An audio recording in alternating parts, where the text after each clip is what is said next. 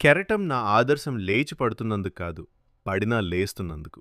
స్వామి వివేకానంద. రాజ్యాంగం ఎంత మంచిదైనప్పటికీ దాన్ని అమలు చేస్తున్నవారు చెడ్డవాళ్లైతే ప్రజా ప్రయోజనాలు నెరవేరవు. బిఆర్ అంబేద్కర్.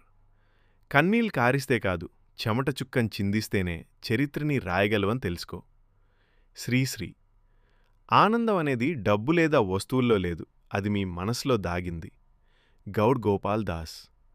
దైవ చింతనను వ్యక్తం చేయలేని ఏ సమీకరణమైనా సరే నాకు శూన్యంతో ఎంతో సమానం. శ్రీనివాస రామానుజన్. ప్రయత్నం చేసి ఓడిపో, కానీ ప్రయత్నం చేయడంలో మాత్రం ఓడిపోకు. రవీంద్రనాథ్ ఠాగూర్. ఇతరులు ఆలోచనల మీద జీవించడం అనేది ప్రమాదకర విషయం.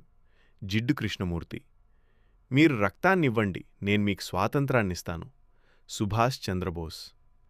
సింహం చిక్కిపోతే వీధి కుక్క కూడా కరుస్తుంది, అందుకే బలం లేనప్పుడు పౌరుషాన్ని ప్రదర్శించకూడదు. యోగి వేమన. ఉన్నదాంట్లో సంతృప్తి కలిగిన నాడే అసలైన ఆనందం అనుభవానికి వస్తుంది.